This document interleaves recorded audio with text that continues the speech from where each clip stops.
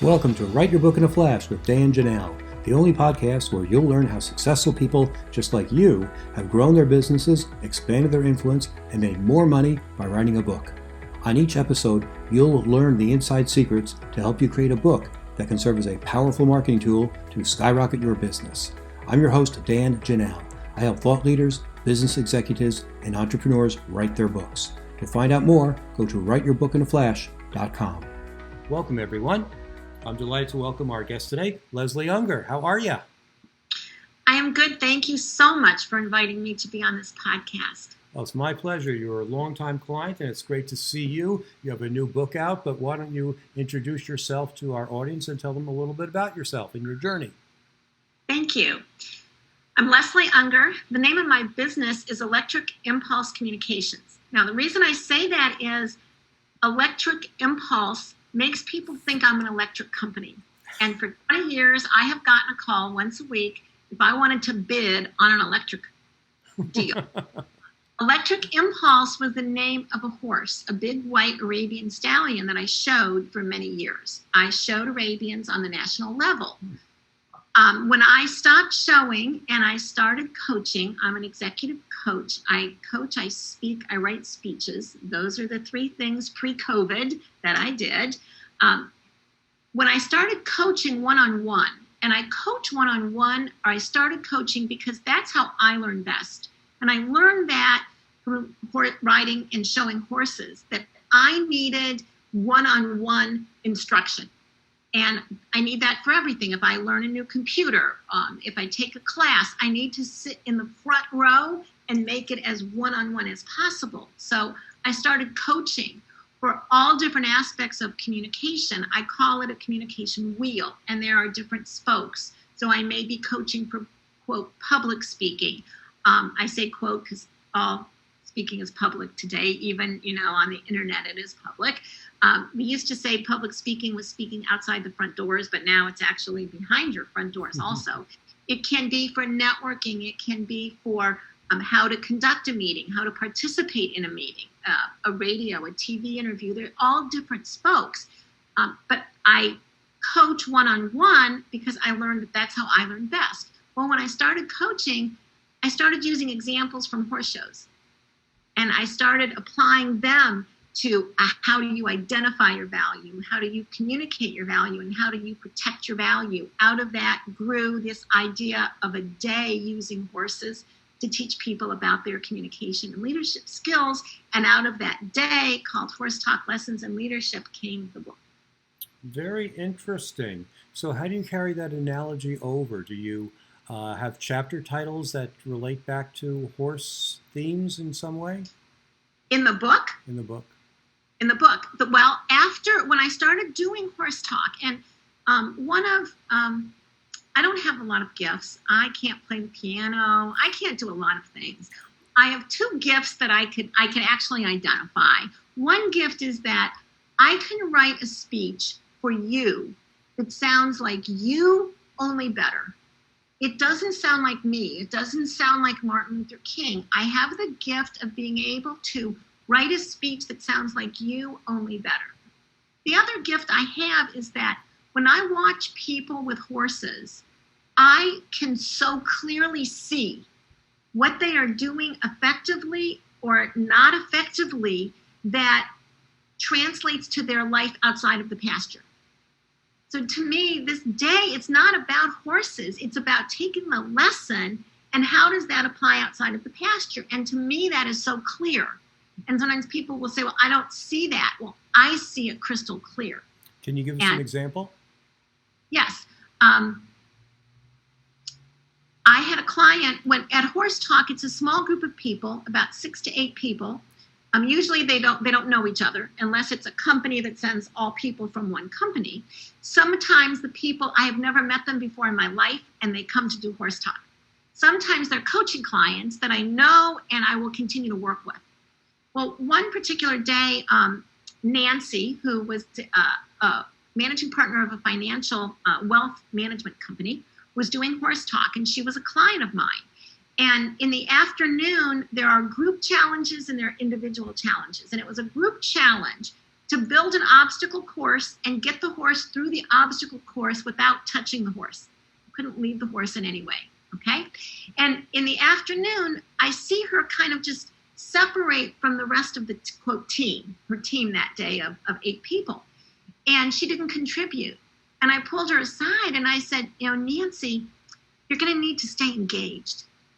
And she said, well, it's just because I don't know anything about horses. I don't have anything to add. Well, see, I so believe that how you are at Horse Talk is how you are in life. How you are in the pasture is how you are in life. I don't think there's any difference. Well, she was a client, so I didn't say anything more because I was going to be seeing her at coaching sessions. A couple weeks later, she calls me from New York City. She's having a meeting at a table with 3 CEOs whom she represents. They take a break. One of them leans over and says to her, Nancy, you're going to need to stay engaged. Now, are you going to tell me that how you are at Horse Talk is not how you are? So she needs to be very purposeful. Even if she needs a timeout, even if she thinks she can't contribute, she needs to learn for her visual, at least, to still say she's engaged. Fantastic. It's not on her vocal. She needs to be purposeful on looking like she is engaged. Sometimes we need to sound like we're engaged. I had a CEO who was a client. He would stop in at meetings. He wouldn't go to the meeting, the whole meeting. He would stop in, he would ask 3 questions, and he would leave. So he was engaged. You had observable, measurable evidence that he was there and that he had said something, and then he would leave. So that's a way of being engaged. You don't have to be there the whole time. I had a superintendent. When she became superintendent... Let's stop there, Leslie. I know yes. We can go to other examples as well. Okay. But I just want to stop you there for 2 points. Number one, we're not using the video here, but if anyone looked at the video of us on Zoom, our eyes both popped out exactly the same time when that executive leaned over. I thought that was very, very, very interesting and one of those visuals that folks at home can't see. But let's take that story, which is a wonderful story. How do you take that story that you told so well and put it into words in a book? So when I started doing the Horse Talk program, and the lessons became so clear to me, but they weren't as clear to the participants. After the day, I would ask them to write down lessons they learned. I would write down lessons I observed, and I would compile them, and I would send them out to the participants. Sometimes there'd be 60 lessons, 100 lessons, 120 lessons. So I took those lessons over the years. Sometimes it was the same lesson at a different Horse Talk, sometimes a new lesson. I took those lessons. When I started the book, I honestly thought I was going to do 50 lessons. And then it became 65 lessons, and it became 75. And then I said, okay, I'll just go for 100, right? Mm-hmm. So I took 100 of those lessons that I had accumulated over the years. And I broke them in each lesson into 4 parts. Because truly, I would have liked to have just said, the title of the lesson, let's say, is to risk negative consequences. So I could just say risk negative consequences and be done. But I broke it into 4 parts. So there's the story, which gives the background. There's the insights. There's the lessons, life and business lessons from that. And then your call to action, what you can do with that lesson. So it's not just an academic lesson, but something that you can actually do. So every lesson is broken into 4 parts. And, each part might be a paragraph. It might be 2 paragraphs. It just depends on how deep I want to go into that lesson. Very cool, very instructive. I had another interview subject for my podcast series who did something similar with leadership. He was a POW, and he started each chapter off with an incident that happened in the POW camps, which were harrowing, very well written, but harrowing.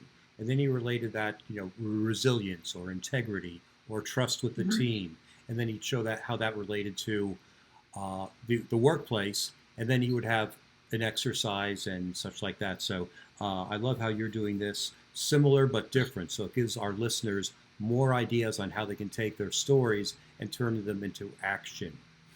Yes, there's different styles of coaches. I am not the hands-off coach that just gives, say, the lesson and lets you figure it out. I'm more of the coach that will cram it down you in every way I can to make sure. So like the 100 lessons, the book is actually 176 pages because, it comes out to about a page and a half a lesson. I want to give you as much information so that you can have every advantage in trying to take that lesson and figure out how to apply it. You beta test this idea at all, and the lessons do you get people's feedback on how they relate? I did not, other than I have done horse talk for probably somewhere around 12 years before I did the book. So I had the participants from all of the actual horse talk groups and the lessons. As I said in the beginning, for most of the years, they contributed to the lessons. So these were not just the lessons that I saw, but the lessons that they learned also. So they kind of were my test audience. Very good. And how has the book helped you with marketing? I know you've written other books as well. How do you use books to get more clients? Well, because my book came out the first week of March, I would say that things are a little bit different in a COVID world. But the way that I would like to use it is that for people thinking of coming to Horse Talk, or let's say a company thinking of sending people to the actual program, that this will help them understand it better.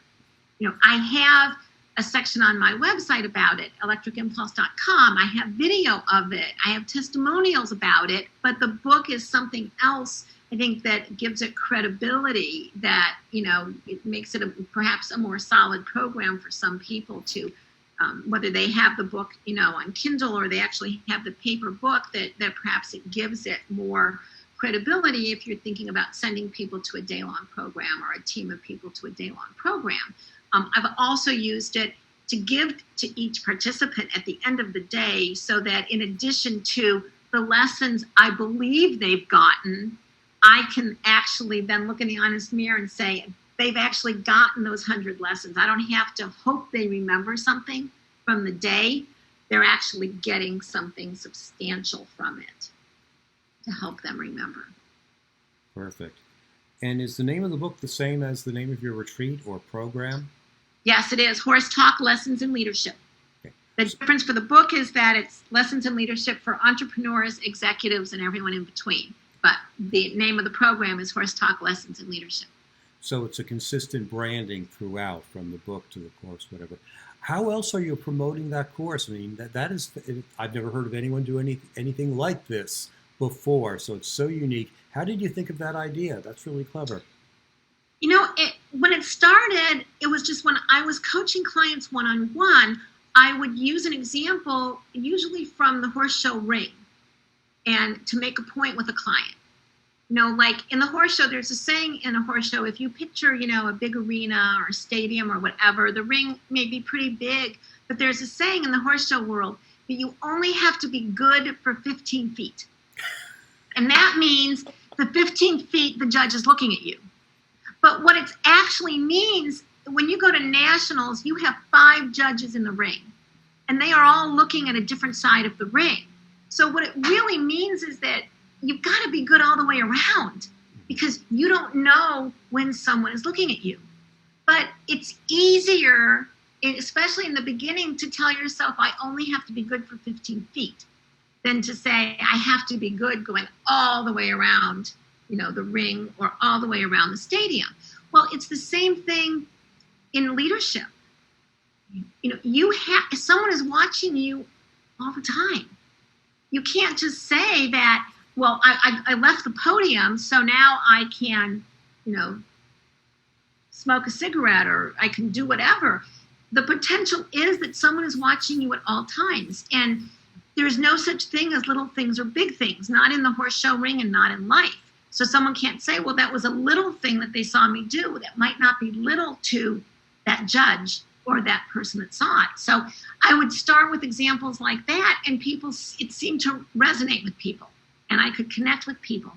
And so I started using that more, and then I came up with this idea. I'm not a believer of putting people that don't know horses to put them riding horses, but this is all groundwork around horses, using horses. And because a horse is a four-legged honest mirror. I call coaching an honest mirror. Okay, someone could say, well, I've improved as a speaker. Well, how do you know? I'm your honest mirror if you've improved. Well, a horse is an honest mirror because they're bred to be able to identify leadership. They have to be able to identify the right horse in the wild to be the leader of the herd. Or they could follow a horse off a cliff. And so they can identify leadership. So I will tell people, my comments to you as a participant are what the horse is telling me about you. I'm not just making this up. The horse, and a lot of times the horse tells me you're a leader when you think you're not a leader. I've had people say they're not a leader, and I said, well, horse is telling me a little bit differently. But they've convinced themselves they're not a leader. I had a guy that was a West Point graduate, MBA. This was probably 10 or 12 years ago, before everyone in the world had their MBA. He was senior vice president, and he was kind of anointed to be the next CEO. He could not lead a horse in a circle. Couldn't. I went back to the CEO and I said, Mike is a great guy. He is a great guy. I would give him the keys to my house and go away for a month and I wouldn't worry. But he's not a leader. Not because I say so, but because the horse told me. So is your coaching at the horse center, do you teach them to become a leader, or does that happen afterwards in your one-on-one coaching? It's both. At the horse day, I can make them aware of things. What they want to do with the follow-up is up to them. Mm-hmm. But I can begin to make them aware. Okay, cool. That's very interesting. I want them to have things they can take with them. Like one of the lessons is you have to keep your hip bones facing the horse. Okay. Well, now think about it. How often does someone come and ask you a question? You're on your laptop or you're on your computer. They come and ask you a question. Where are your hip bones facing, the human or the computer? They're facing the computer. Yeah. Right? Yeah. Cool. Waste comes and asks for our order, and our hip bones are not even facing her or him. So that's a lesson that they can learn, that they can take, and they start implementing it. Because if you're going to be a leader and have people follow you, your hip bones better be facing them or they're not going to be following you. So this is a gift. This is fascinating. How did you discover this gift? To me, I just see it very clearly.